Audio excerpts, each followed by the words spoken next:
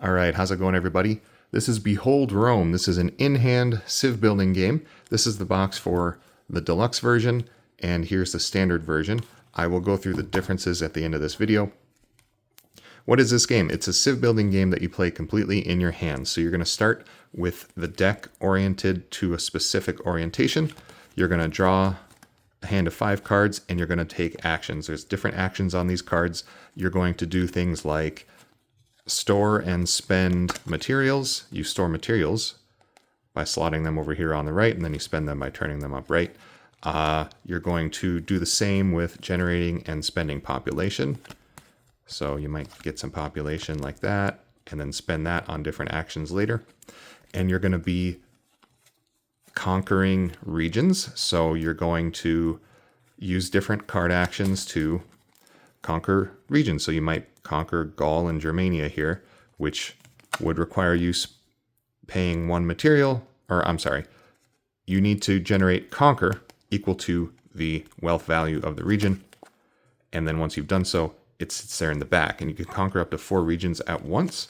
And I will let you discover some of the strategy on your own, but having some wealthy regions back here can really help you generate certain types of resources in the game. And you're also going to need to be abandoning regions to level up your civ to the different government type, and you'll also be abandoning regions to upgrade into tributaries. So to get to one of these purple tributary card orientations, I would need to abandon a region, but those tributaries are nice point scoring, and they give me some pretty good actions typically. Every card is going to have, just about every card is going to have an action on it. What you're going to do on your turn is you have a hand of 5 cards. You can end the turn at any time, but ending the turn requires you to discard a card, either the top card of the deck or a card from your hand. And you don't want to do that because that speeds up time. You only get to go through this deck 12 times, and so you have a limited amount of time to get done what you want to get done. So you're going to hopefully discover the strategies again on your own, but you're going to be taking these card actions, upgrading these cards by rotating them, flipping them, and getting different, not only different types of cards out, but different scoring conditions, different keying icons. These keying icons are critical for your scoring at the end. And you will likely be wanting to upgrade your nation here. And you're going to start as a monarchy, and you're going to need to pay this stated cost to upgrade to a republic. If you want to go further than that, you pay the cost and you upgrade to an empire, and then you could potentially get all the way up to a theocracy. Now, each of these has the most powerful scoring rule of the card, all the cards in the game. So like if you're a republic, you really want to be paying attention to your prosperity icons. That these are these icons, so you want a lot of those out, and those are found on certain cards. Like Christianity here gives 3 prosperity. When you are an empire, you're going to want to really focus on getting those tributaries out. So instead of having Africa conquered, you might want to actually upgrade that card to the North Africans as a tributary instead in order to get the most out of this card. And then if you go all the way up to a theocracy, which requires you to have Constantine out, he's in one of these cards here, then you get rewarded based on your the levels of all your cards. Every single one of these cards has a scoring condition on it. Like Trajan here gives you 1 victory point per 2 territory wealth that you have in the game. For every action card at level 4, you get 2 points for that. Christianity gives you 7 points if you are a theocracy. Some of these cards may only be played if you are one of the 2 blue nation statuses, ancient or advanced. Let me find that card here. So there's 2 blue, 2 advanced, and 2 ancient ones. And it's going to be a little bit of a timing thing because some cards don't require you to have a specific nation status to play, but some do have the banners, and these banner requirements Like I would need to be a red nation status in order to actually play that card, but I'd need to be a blue nation status in order to play that card. You're also going to be really concerned about your unrest. So if you're a monarchy, for example, you have a bunch of these unrest icons. Same if you upgrade the city of Rome to level 4. And unrest is covered by these prosperity icons. And so each prosperity icon cancels out an unrest. So you might be trying to just avoid unrest or just go ahead and take the point hit. They're -2 points for every uncovered unrest at the end of the game. There are just a ton of thematic touches. I worked really hard on integrating some theme into this in terms of the historical nature of the game. And so, you have your characters like the Senate and Constantine, Pompey, Sulla, and they all do something fairly thematic, and some cards key directly off one another.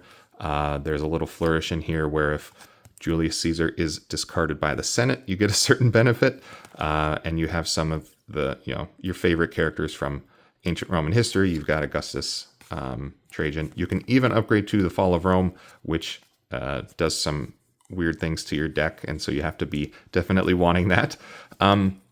But you get to go through the deck 12 times, trying to play as efficiently as possible. You're going to be building up your engines. You're going to be trying to figure out, how can I more efficiently generate resources? How can I more efficiently generate population if I'm really wanting to conquer territories?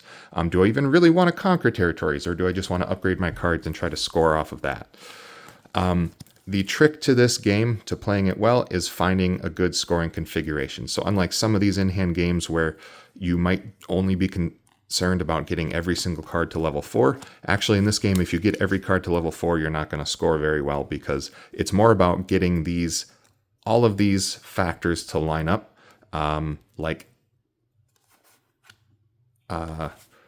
Sulla here only scores if you're a republic. So you want to pay attention to all of the scoring rules on every single card. Every card has a scoring rule.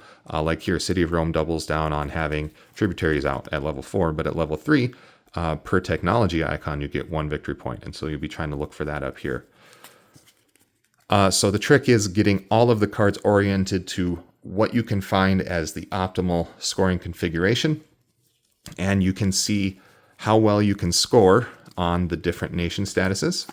That's a fun little adventure to go on, is to just do what I call score chaser mode, and let's see how high I can score by staying as a monarchy. Well, how high can I score? What's the trick to scoring well as a republic? And the same for empire. What's the build you want to go for with that? And then theocracy. Theocracy is a fun one.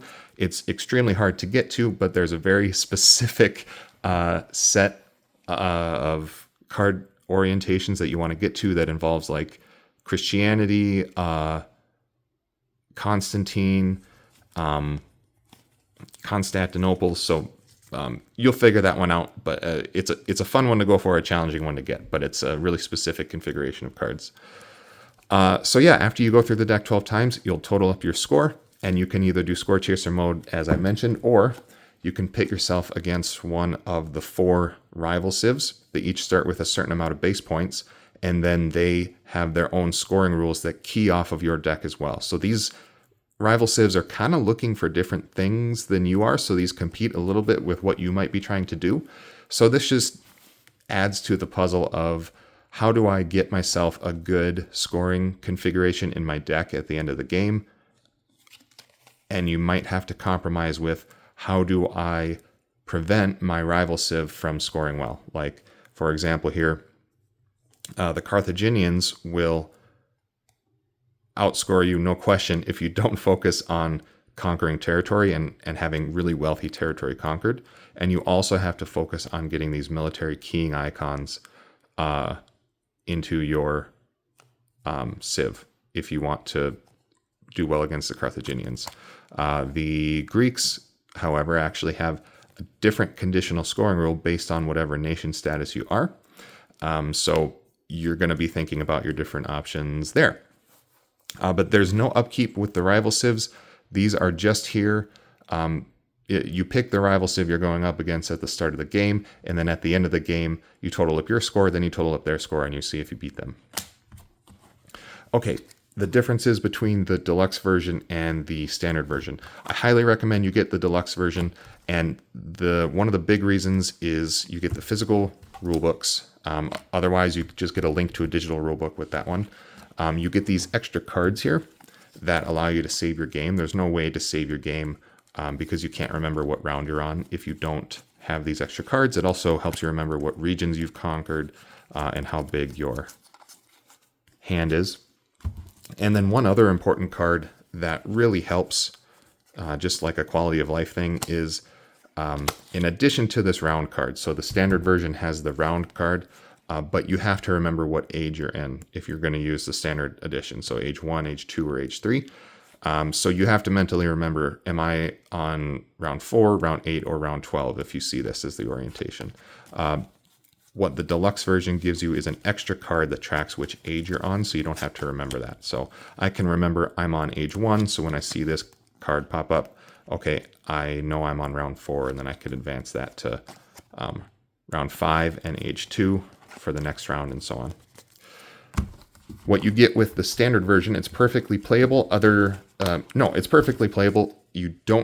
It's the minimum amount of things that you actually need to play. So it's going to be a cheaper price point. These rule books are actually a pretty expensive component, and so it saves you quite a bit of money. What you're going to get is the rival civs printed on the inside of this hook box. You're going to get a link to the digital rule book. You're going to get all the cards you need to play, but like I said, you're missing that one age tracking card, so you're just going to have to play this in one sitting, and you're going to have to remember when this card comes up, was I on round 5 or round 9, which if you're playing it in one sitting, you can totally do that, but I just want to make sure you know what you're getting into. This is the bare minimum needed of what to play. It's just 18 cards, but it's a budget option that is there for you if you want it. All right, thanks for watching, guys.